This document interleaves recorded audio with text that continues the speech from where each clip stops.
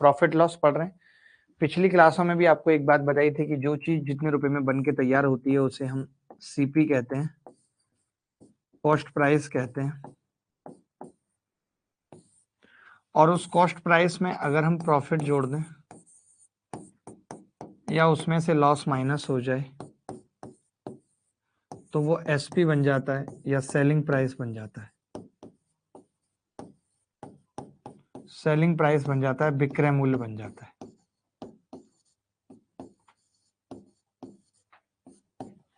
Selling price है और विक्रय मूल्य बन जाता है, ठीक है। तो इसके बाद एमपी यानी मार्केट प्राइस,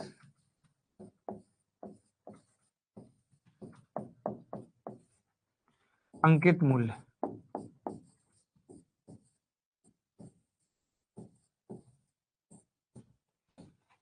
अंकित मूल्य एमपी कितना घट जाए माइनस डिस्काउंट तो क्या बन जाएगा, एमपी बन जाएगा, ठीक है। तो ये सब बातें, ये सब रिश्ता हमने पढ़ा था। अब हम आगे की तरफ चलेंगे। तो छोटी मोटी बातें हैं, कुछ आज अच्छे सवाल करेंगे। आज क्या क्लास में हमारा टारगेट है कि हम अच्छे सवालों की तरफ बढ़ें।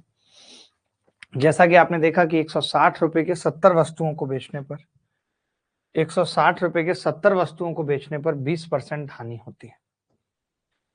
160 रुपए के 70 वस्तुओं को बेचने पर 20% हानि होती है। 120 रुपए में कितनी वस्तुएं बेची जाएं कि 20% का लाभ हो, ठीक है। ज्योमेट्री कब तक निपटा लेंगे हम, लग जाएगा 28 तारीख तक, मान के चलो कि निपटा पाएंगे, ठीक है।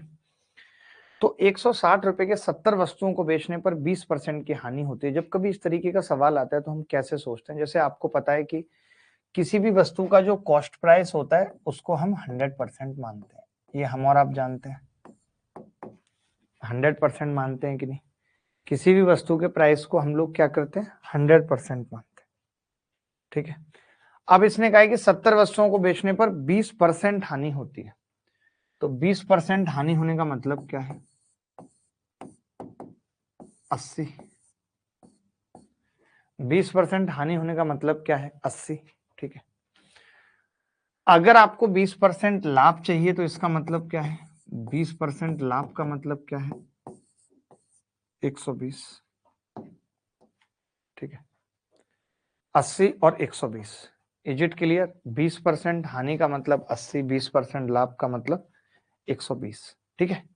तो आपने देखा कि पहले हम 80 में बेच रहे थे, अब हम 120 में बेच रहे हैं, लेकिन जो सच्चाई है वो ये है कि पहले हम 160 में बेच रहे थे, 160 में बेच रहे थे, यानी 80 की वैल्यू 160 है। तो फिर अब कितने में बेचना चाहिए हमें, डबल है एक की वैल्यू, अब हमें 240 में बेचना चाहिए।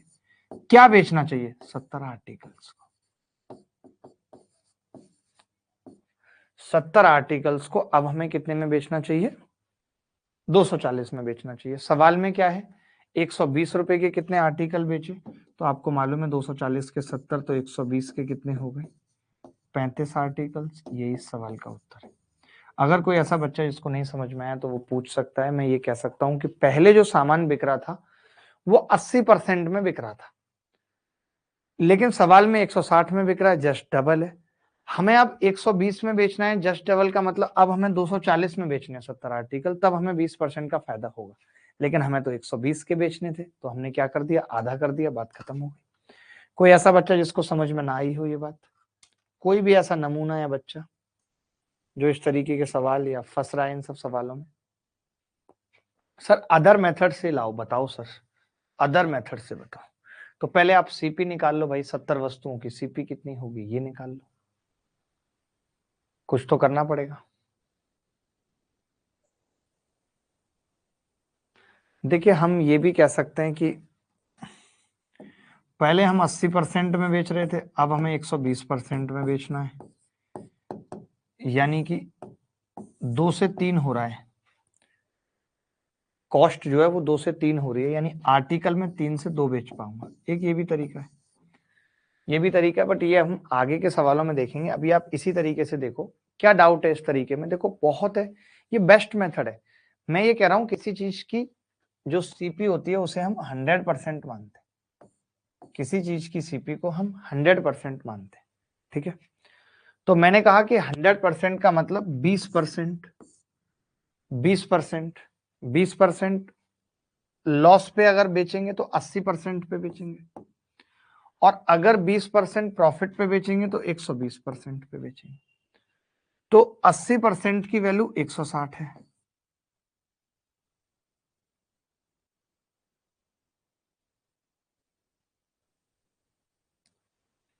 ठीक है, तो 120% की वैल्यू कितनी होगी? 240। तो 240 में 70 आर्टिकल, 120 में 35 आर्टिकल, बात खत्म हो गई। एक बच्चा पूछ रहा है कि 100% का 20% कैसे हुआ? तो 80, 100% माइनस 20% 80%, 100% प्लस 20% 120%, 120% की वैल्यू 240। अरे 20 कम में था, अब 20 ज्यादा में, बात खत्म। देखो भाई,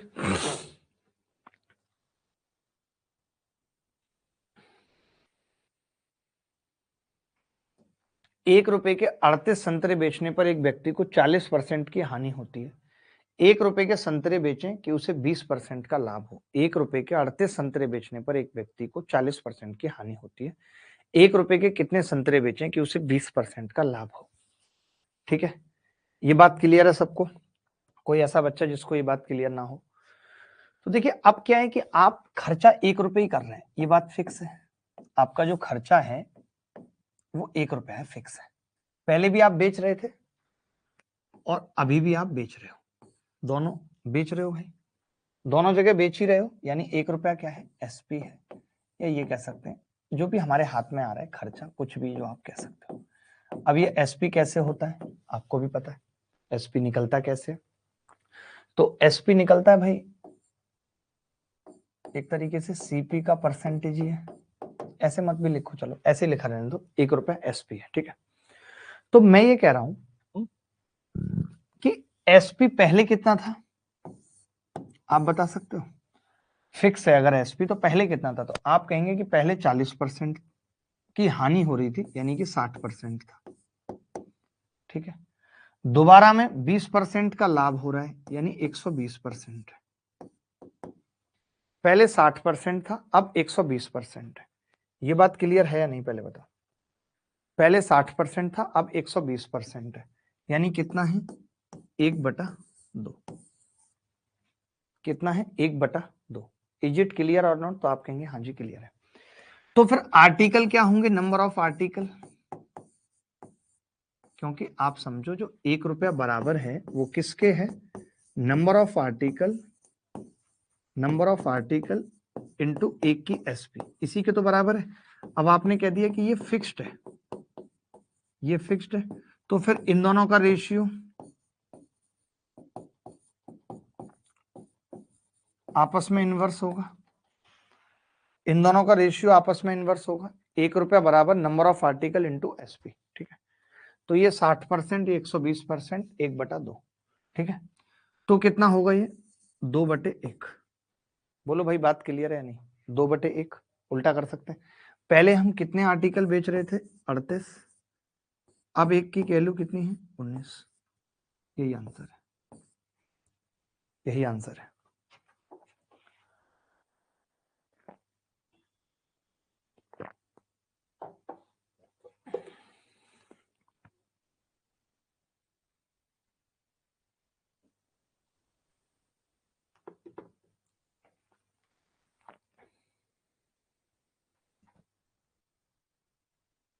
सर पिछला क्लास छूट गया है, इसका अटेंड करूं कि उसको देख के? नहीं नहीं नहीं, ऐसा कुछ नहीं है, इसको अटेंड कर सकते हो, ये अलग है। इसमें मैं अलग अलग तरीके बता रहा हूँ, बहुत मस्त मस्त तरीके बता रहा हूँ। मैं ये कह रहा हूँ कि जो 1 रुपया है वो number of article into SP है या नहीं। मान लेते हैं एक वस्तु की एसपी 2 रुपए है, 2 रुपए में बेच रहे हो, 3 सामान बेच रहे हो, तो 3 दूनी 6 रुपए का सारा सामान है। अब आप पहले भी 1 रुपए में ही बेच रहे थे, अभी भी 1 रुपए में बेचने की बात है, यानी टोटल खर्चा फिक्स है, लेकिन एसपी अलग अलग है। पहले 40% की हानि थी, यानी एसपी कितनी थी? 60%। अगर ऐसे सवालों में मान लेते हैं कि अब बहुत जबरदस्त तरीका है ये, मान लेते हैं कि यहाँ पे 2 रुपए होता, तो कोई बात नहीं, मैं पहले 1 रुपए में निकाल लेता कि भाई 1 रुपए में अब 19 बेचेंगे, 2 में 38 हो जाता, वहां पे भी आंसर। बोलो होता है नहीं होता? सर प्रॉफिट लॉस पार्ट 2 का क्या हुआ? उसका वीडियो डल तो गया, पार्ट 2 का वीडियो डला या नहीं डला अभी? मेरे हिसाब से तो डल गया पार्ट 2 का वीडियो।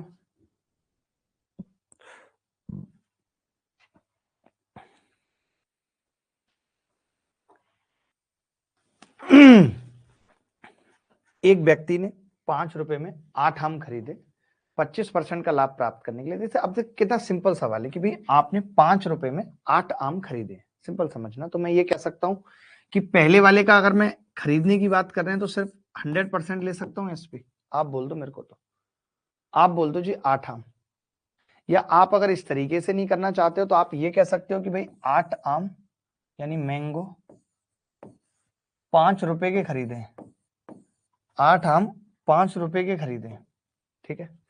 अब 25% का लाभ प्राप्त करने के लिए यानी 32 आमों को किस कीमत पे बेचना है, तो मैं ये पूछ रहा हूं 32 आम पड़े कितने के? 20 रुपए के। बोलो पड़े या नहीं पड़े 20 रुपए के? सिंपल कर रहा हूं, कुछ नहीं कर रहा, सिंपल कर रहा हूं। मैं ये कह रहा हूं अगर 8 आम 5 रुपए के थे तो 8 चौक 32 आम 20 रुपए के। बोलो मानते हो कि नहीं? 8 चौक 32 आम 20 रुपए के। अब मैं ये कह रहा हूं ये मैंने खरीदे हैं, ये मेरी सीपी है, ये मेरी सीपी है, ठीक है। अब इस पे 25% लाभ लेना है। अब इस पे 25% लाभ लेना है 1/4 रुपए का। तो 1/4 कितना होगा इसका? 5 रुपए, यानी मैं 25 रुपए में बेच दूंगा। ये सवाल कहां तक मुश्किल था मैं आपसे पूछ रहा हूं? क्या इस सवाल में कुछ था? कुछ भी था इस सवाल में?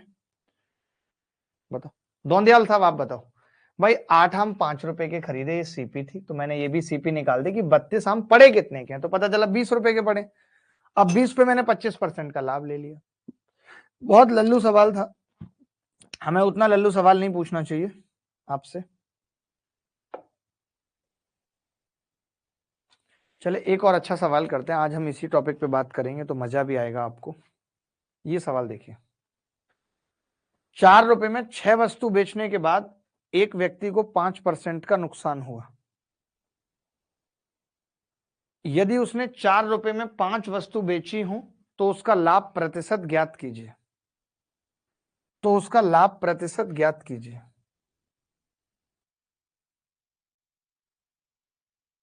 देखिए 4 रुपए में 6 वस्तु बेचने के बाद एक व्यक्ति को 5% नुकसान होता था। अब 4 रुपए में 5 वस्तु बेचेगा तो उसका लाभ प्रतिशत ज्ञात करो। वस्तु तो सेम नहीं है, पहली बात तो वस्तु सेम बनानी पड़ेंगी हमें। हमने कहा भाई इसको हम 5 से गुणा कर लेते हैं, 5 से 20, इसको हम 6 से गुणा कर लेते हैं 24। तो देखिए हमें क्या पता चला यहां से, हमें ये पता चला कि 30 वस्तु पहले हम 20 की बेच रहे थे। 30 वस्तु, 30 आर्टिकल हैं, 30 आर्टिकल पहले हम कितने के बेच रहे थे? 20 के।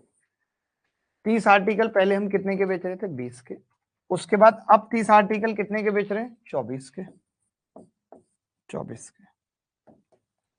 पहले 30 आर्टिकल 20 के बेच रहे थे, फिर 30 आर्टिकल 24 के बेच रहे हैं, बात खत्म।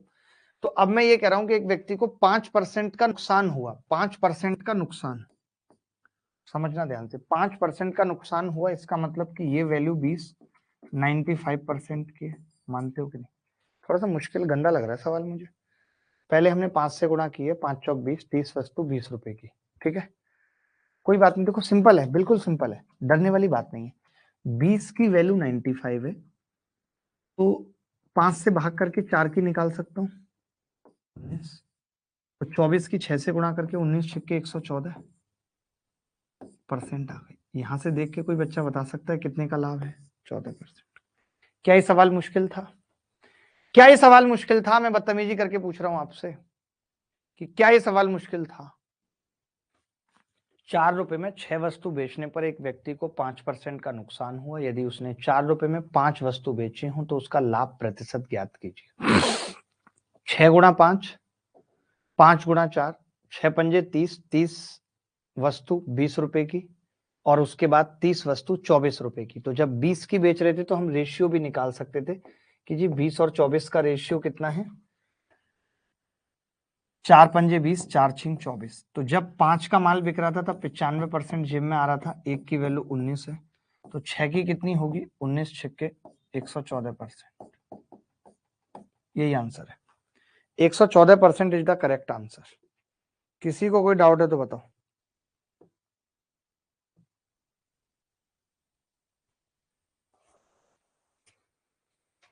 4/20 क्यों नहीं किया सर? 4/20 क्यों नहीं किया? समझा नहीं बात को। क्या कह रहा है ये लड़का, मैं समझा नहीं बात को। 4 रुपए में 6 वस्तु थी, फिर 4 रुपए में 5 वस्तु थी, तो पूछ रहा था। अब यहां से हम ये वाली चीज ना करते, आर्टिकल इक्वल ना करते, तो हमारे पास एक और भी तरीका बहुत अच्छा था। देखो, जैसे आपने देखा कि 4 तो फिक्स है, 4 तो फिक्स है, यहां भी 4 है, यहां भी 4 है, तो मैं ये कह सकता हूं कि आर्टिकल का रेशियो कितना है। तो आप कहेंगे आर्टिकल पहले 6 थे और अब 5 है, तो फिर एसपी का कितना होगा, 5 और 6 का।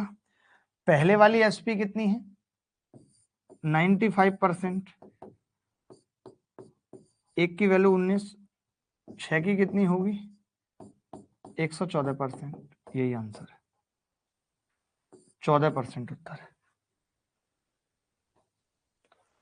कोई डाउट है किसी को तो बताओ। कृष्णन ने एक कैमरा खरीदा और इसके मूल कीमत से 20% कम भुगतान किया। उसने इसे अपने द्वारा भुगतान की गई कीमत पर 40% लाभ पर बेच दिया। कृष्णन द्वारा मूल्य पर अर्जित लाभ का प्रतिशत कितना था।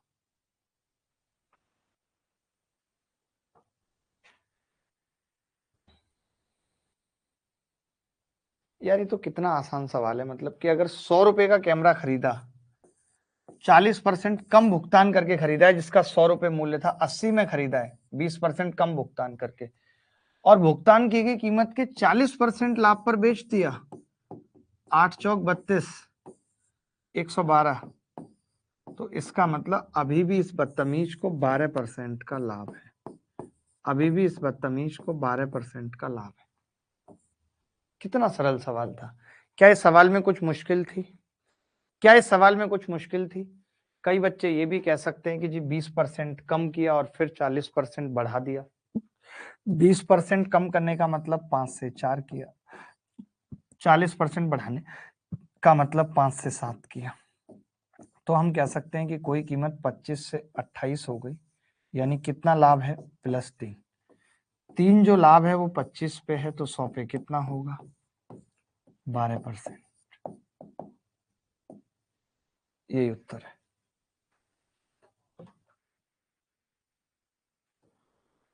किरण ने 52,000 रुपए में एक स्कूटर खरीदा और उसने इसे 10% की हानि पर बेच दिया।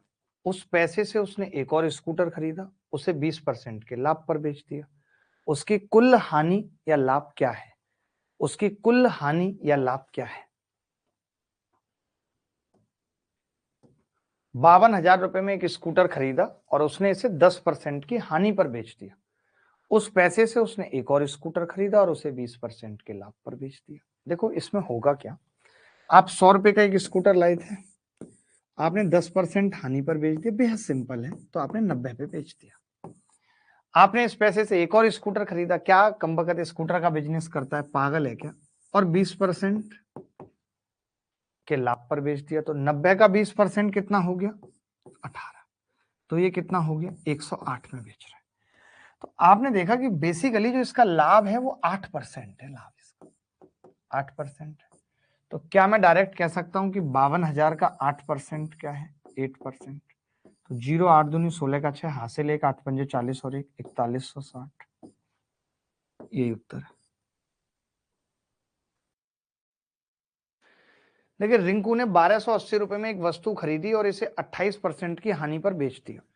इस राशि से उन्होंने एक और वस्तु खरीदी और इसे 50% के लाभ पर बेच दिया।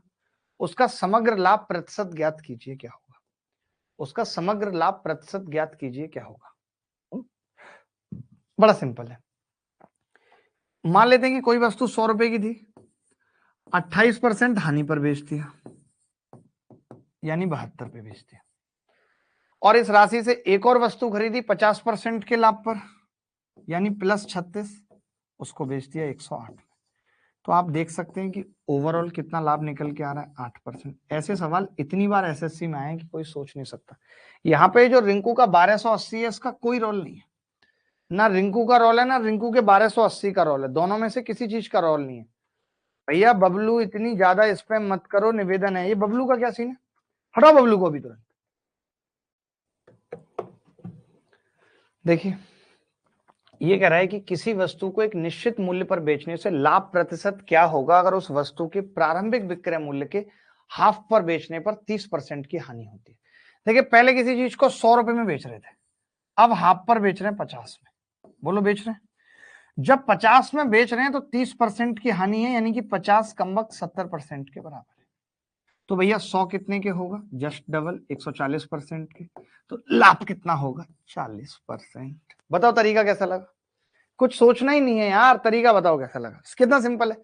मैंने कहा कि पहले उसकी एसपी 100 थी, ये एसपी 100 थी, ठीक है, तो 100 के आधे पर बेच रहे हैं यानी 50 पर, 50 की वैल्यू 70% है, 50 की वैल्यू 70% है, 100 की कितनी होगी 140%।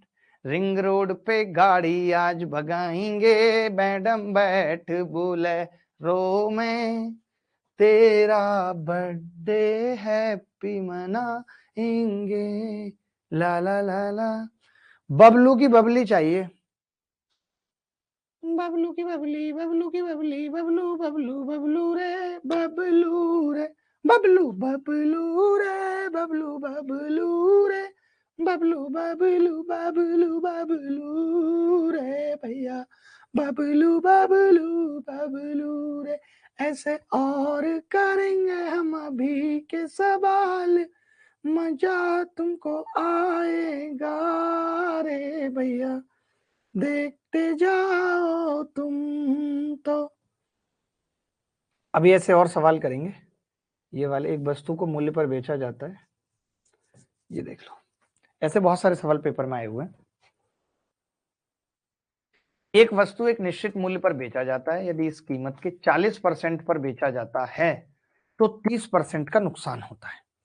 अगर एक वस्तु को एक निश्चित मूल्य पर बेचा जाता है, यह इस कीमत के 40% पर बेचा जाता है तो 30% का नुकसान होता है।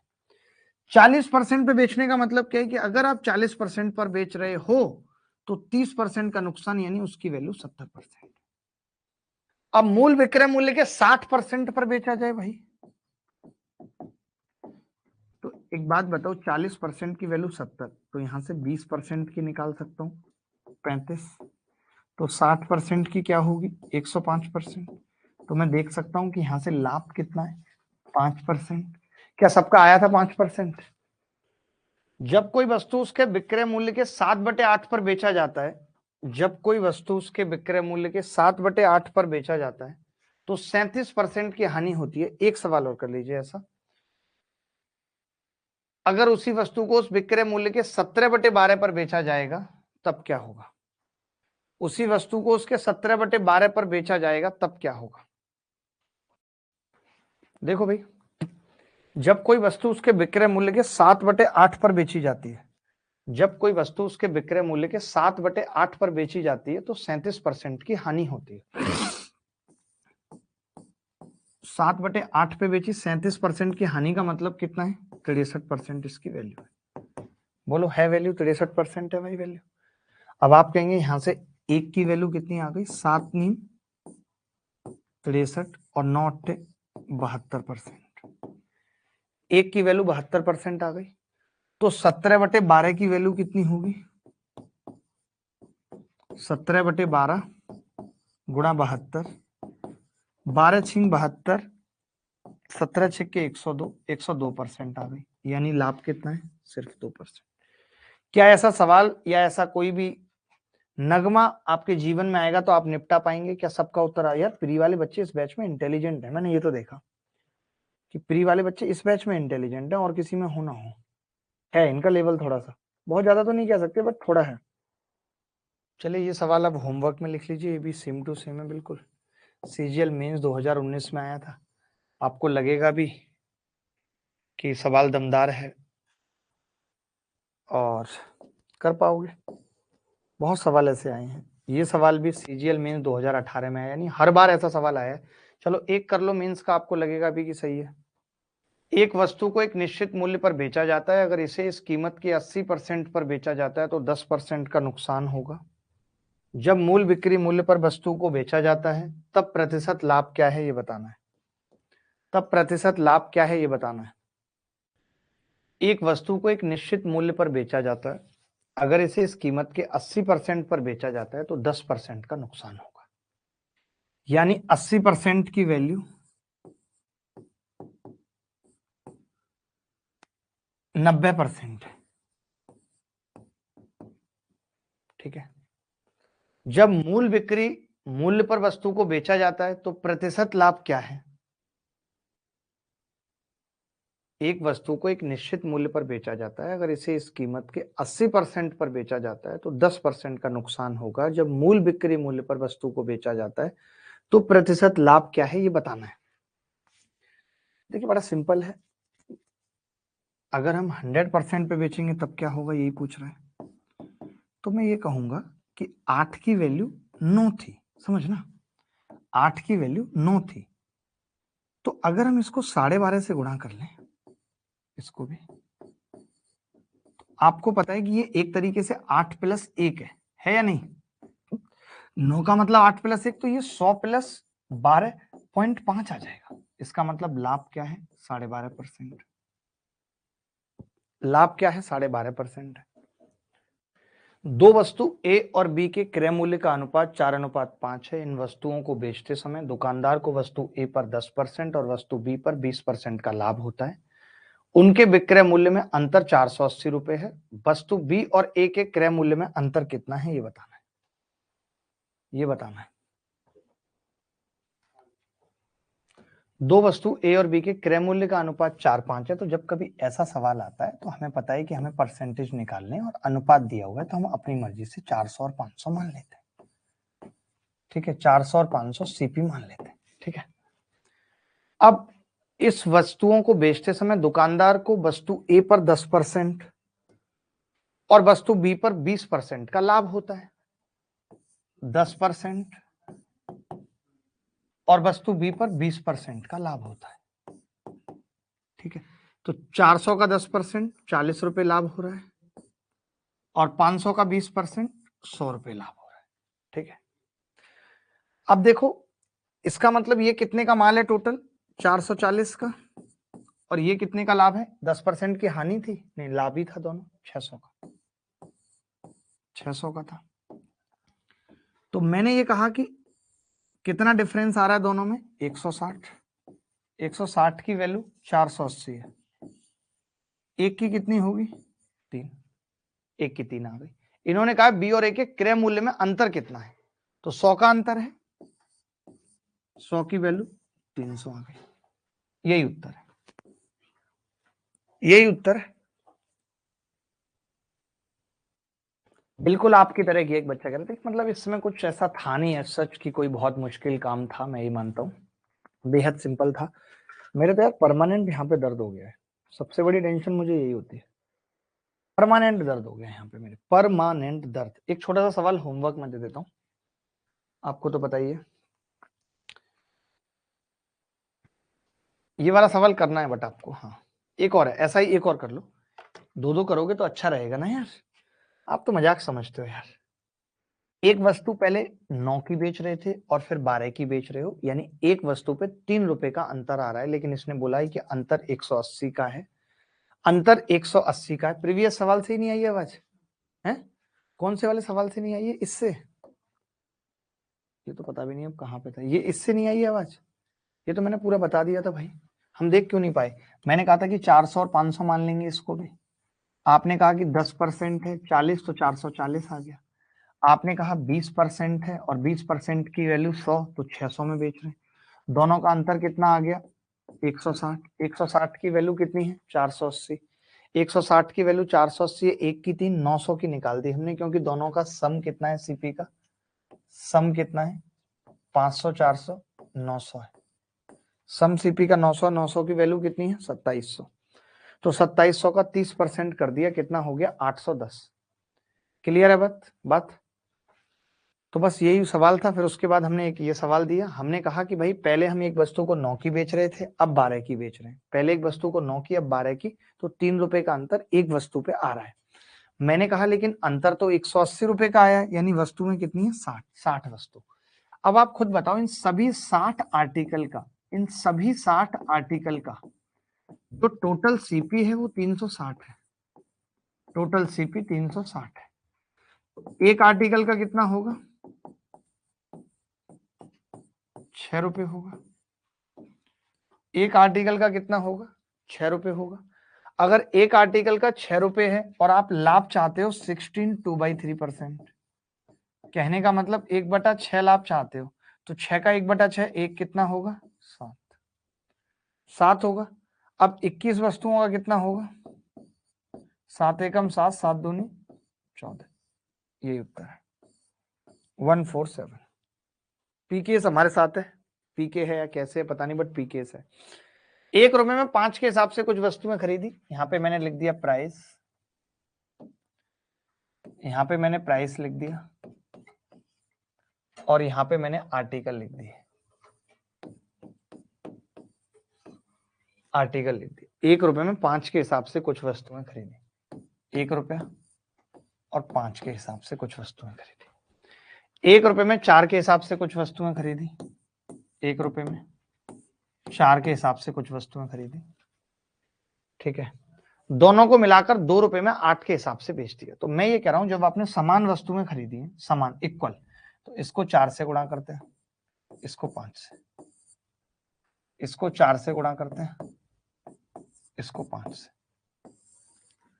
तो 4 एकम 4, 5 एकम 5, ₹9 में 20 और 20 40 वस्तुएं खरीदी।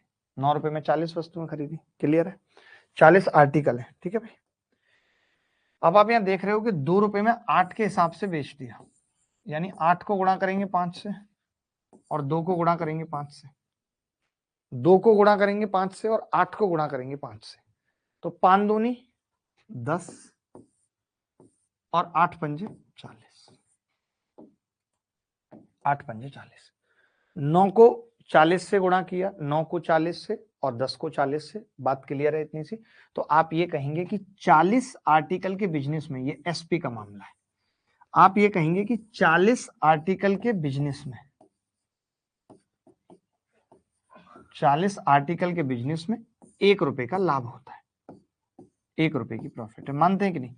अगर मैंने 40 आर्टिकल ₹9 के खरीदे, ये सीपी का मामला है, ये खरीदने का सीपी का मामला है, और मैंने 40 आर्टिकल ₹10 के बेच दिए, तो ₹1 का लाभ होगा। उस ₹1 में का मतलब क्या हो गया? 40 आर्टिकल ₹1 के, ठीक है। तो तब 40 आर्टिकल का बिजनेस करूं तब ₹1 का लाभ होता है। सवाल में कह रहा है कि मुझे लाभ ₹1.5 का हुआ है, ₹1.5 का हुआ है गुणा 1.5, ठीक है। ₹1.5 का हुआ है तो 1.5 का मतलब कितना हो गया? 60 आर्टिकल, यानी मैंने बिजनेस 60 आर्टिकल का किया है। क्या ऐसा सवाल आएगा तो कर पाएंगे? किसी वस्तु को ₹750 में बेचने पर जो हानि होती है, उसे ₹1250 में बेचने पर उतना ही लाभ होता है। वस्तु का क्रय मूल्य ज्ञात करें, वस्तु का क्रय मूल्य ज्ञात करें, ठीक है। क्लियर सी बात है, वस्तु का क्रय मूल्य ज्ञात करें। तो किसी वस्तु को ₹7.5 में बेचने पर जो हानि होती है, तो देखिए इस सवाल को समझना, बहुत से लड़के तो तुरंत जोड़ के आधा कर देते हैं। क्यों करते हैं समझिएगा। ₹750, ठीक है, ₹1250, ₹1250 में बेच रहे हैं, यानी 750 में जब बेच रहे हैं तो हानि हो रही है, यानी सीपी इधर है, लॉस हो रहा है, लॉस। जब 1250 में बेच रहे हैं तो प्रॉफिट हो रही है, प्रॉफिट हो रही है नहीं हो रही? पहले देखो, लॉस और प्रॉफिट हो रही है। अब मैं कह रहा हूं कि 750 से 1250 का सफर कितना है भाई? 250, 250, 500 का। इस 500 कवर में ये लॉस प्रॉफिट में बदल जाता है। बोलो बदल जाता है या नहीं? और दोनों ही इक्वल हैं, यानी लॉस भी उतना है, प्रॉफिट भी उतना है, यानी दोनों 250, 250 कह सकता हूं मैं। बोलो भाई कह सकता हूं, कह सकता हूं। यानी कि 250 यहां पे लॉस था। जब मैं कोई माल 750 में बेच रहा हूं और 250 का लॉस है, इसका मतलब उसका कॉस्ट प्राइस कितना है? 1000 है। अब आप खुद देख सकते हो, 1000 पे 250 का लॉस होगा तो 750 में बिक रहा है, और 1000 पे 250 का प्रॉफिट होगा तो 1250 में। यही पूछ रहा है सीपी कितना आ गया? 1000। ये हम इसलिए बताते हैं ये वाला तरीका, ताकि कल को ऐसा हो कि लॉस प्रॉफिट का डबल हो या कोई ऐसी कंडीशन हो, तो हम इस तरीके से तब भी कर पाएंगे। लेकिन जो आप जोड़ के 2 का भाग करते हो, उससे केवल इसी सवाल को कर पाओगे, बाकी को नहीं। सर आपकी तबीयत सही नहीं है, आप थोड़ा ब्रेक ले लीजिए। ब्रेक कैसे ले लूं बताओ? मेंस का एग्जाम है, ब्रेक ही तो नहीं ले पा रहा। ब्रेक ले लेता तो थोड़ी तबीयत ठीक भी हो जाती। नहीं ले पाऊंगा ना अभी ब्रेक, मेरे ऊपर जिम्मेदारियां बहुत है। बहुत जिम्मेदारियां हैं। किसी वस्तु को 832 में बेचने पर, किसी वस्तु को 832 में बेचने पर और 448 पर बेचने पर हुई हानि के बराबर है, हुई हानि के बराबर है, हुई हानि के बराबर है। ठीक है, तो मैं ये कह रहा हूं भाई इसमें क्या होगा, 400 832 में से 448 निकाले, अगर यहाँ 848 होते तो 400 बचता, 16 और कम है, 384 बचेगा, 384। इस 384 में प्रॉफिट भी है, लॉस भी है, दोनों इक्वल हैं, यानी कि 2 एकम 2, 2 निम्न 18, 192, 192। अब मेरे पास ऑप्शन है कि अगर इसमें प्रॉफिट 192 का है तो मैं इसमें से घटा के 192 सीपी निकाल सकता हूँ, 192 इसमें जोड़ के सीपी निकाल सकता हूँ। तो 448 और 192 कितना होगा, 2 इसमें जोड़ा 450 और 190, तो 640 रिंग रोड पे गाड़ी आज भगाएंगे। ठीक है भाई, 640 गाड़ी भगाएंगे रिंग रोड पे। अब ये सीपी आ गई, दिस इज सीपी। आप कह रहे हो कि मेरे को 10% की हानि लेनी है, तो 10% की हानि का मतलब क्या है, 64 रुपए की हानि लेनी है। अगर इसमें से 64 घटा दूं तो कितना बचेगा, 576। रिंग रोड पे गाड़ी आज भगाएंगे, मैडम बैठ बोलेरो में, तेरा हैप्पी बर्थडे मनाएंगे। ये टाइप समझ पा रहे हो, टाइप कंप्लीट करके जाएंगे भाई आज ये टाइप कंप्लीट होगा।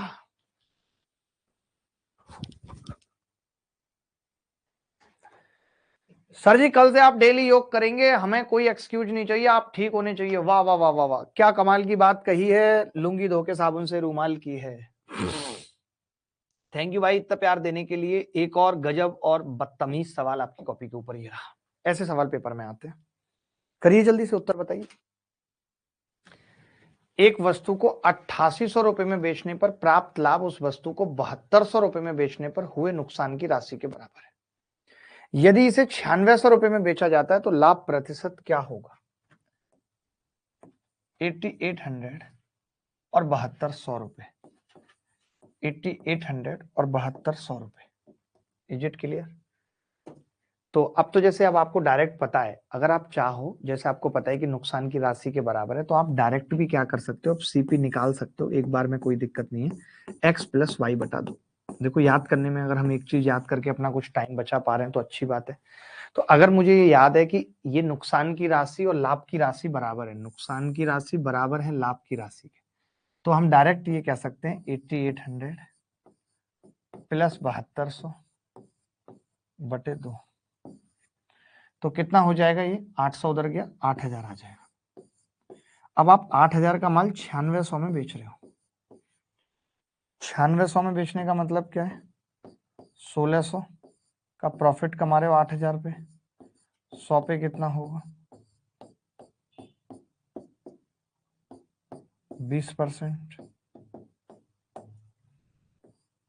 यही उत्तर है, यही उत्तर है। देखो अब इसमें पता है वही फंस गया मामला जो आप अभी तक कर रहे थे कि आप दोनों को जोड़ के आधा कर रहे थे, तो वो हम आधा नहीं कर सकते। क्यों नहीं कर सकते, देखो आप पहले आप 480 में बेच रहे थे किसी सामान को, 480 में, फिर आप सामान को 400 में बेच रहे थे, 400 में बेच रहे थे, तो 80 में बेच रहे हैं, मानते हैं कि नहीं, 80 में, 80 का अंतर है। तो अन्नू ने कुछ लाभ पर एक वस्तु को 480 में बेचा, अगर उसने इसे 400 रुपए में बेचा होता तो शुरुआती लाभ के 1/3 के बराबर नुकसान होता। अन्नू ने कुछ लाभ पर एक वस्तु को रुपए 480 में बेचा, अगर उसने इसे 400 रुपए में बेचा होता तो शुरुआती लाभ के 1/3 के बराबर नुकसान होता। समझना बात को, 1/3 के बराबर नुकसान होता, यानी कि यहाँ पे ये प्रॉफिट भी है और यहाँ पे ये लॉस भी है। तो प्रॉफिट और लॉस कितने का है, 60 और 20 का है, 60 और 20 का है। शुरुआती लाभ के 1/3 के बराबर लाभ होता, तो 60 और 20 का है। इज इट क्लियर और नॉट, तो आप कहेंगे हाँ जी क्लियर है। ठीक है, अब वस्तु की लागत मूल्य पूछ रहा है, सिंपल सा सवाल है, लागत मूल्य पूछ रहा है, नहीं प्रॉफिट 60 का लॉस, तो या तो आप इस लॉस को इस 20 में जोड़ दो, 420, आपको आ रही है ऋचा गणित समझ, या 480 में से 60 घटा दो तो भी 420, यानी जो आपकी पर्सनैलिटी है वो इस सवाल का उत्तर है, 420। एक महिला ने एक वस्तु को कुछ लाभ पर 960 रुपए में बेचा, 960 रुपए में बेचा, और अगर इसने इसे 800 रुपए में बेचा होता तो शुरुआती लाभ के 1/3 के बराबर हानि होती, यानी 160, यानी ये प्रॉफिट और ये लॉस। तो ये 3 और 1 है, ठीक है भाई। तो टोटल कितना है 4, 4 की वैल्यू 160 है, तो 1 की कितनी होगी 40, 3 की 120, यानी 120 का प्रॉफिट है और 40 का लाभ है। तो मैं ये कह सकता हूं कि यहाँ पे 840 लिख सकता हूं भाई सीपी।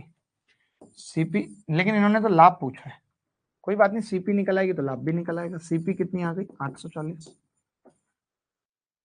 और आपको पता है यहाँ पे लाभ कितना है 120, इसका परसेंट बताना है 120 का।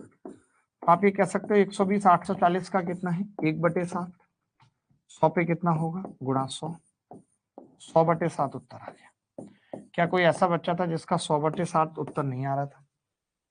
इस टाइप के सवाल में कोई ऐसा बच्चा था जिसका 100/7 उत्तर नहीं आ रहा था? सर एडमिन अपने आप को जेम्स बॉन्ड बोल रहा है, कौन है ये एडमिन? अभी एडमिन की झंड करता हूँ, रुको, खड़ा हो जाए भाई, एडमिन क्लास में कौन है? देखो 792 रुपए में बेचने पर जो हानि होती है, वस्तु को 888 रुपए में बेचने पर जो लाभ होता है। 792 में बेचा पहले हमने, और उसके बाद हमने 888 में बेचा, तो डिफरेंस कितना आ गया 4 का ही आएगा ना, 88 और 12, 88 वो नहीं 792 और 8 ये 8 और 88 96 आएगा सर, 96। अब इस 96 में देखिए लॉस भी है और प्रॉफिट भी है, इस 96 में लॉस भी है और प्रॉफिट भी है। उसका अनुपात क्या है 11:13 है, 11:13 है। तो मैं ये कह सकता हूँ 11 और 13, 24 की वैल्यू 96 है, यानी 1 की 4, 1 की 4 है। तो अगर 1 की 4 है तो 11 की कितनी होगी 44। मैं समझ गया कि 44 का लॉस है, अगर 44 का लॉस है अगर 792 में बेच रहे हैं। तो सीपी क्या होगी, सीपी क्या होगी, सीपी होगी 792 प्लस 44, 4 और 2 6, 9 और 4 13 का 3 हासिल 1। चलो फिर इस तरीके के और भी सवाल करते रहेंगे, आज बहुत मजा आया। 2-3 सवाल होमवर्क में दे देता हूं ऐसे, ताकि आपका भी मन बहले। RW